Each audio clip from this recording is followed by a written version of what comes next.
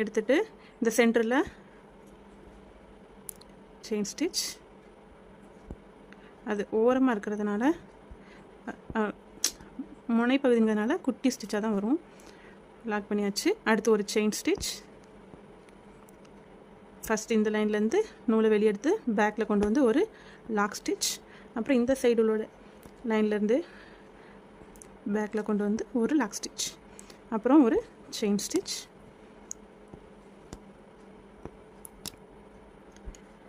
இதே ஸ்டிச்சை தான் நம்ம லீஃபில் வந்து நெருக்கமாக கொடுப்போம் ஃபில்லிங்க்கு. அடுத்த கிளாஸில் லீஃப் ஃபில்லிங்கை பற்றி பார்க்கலாம்.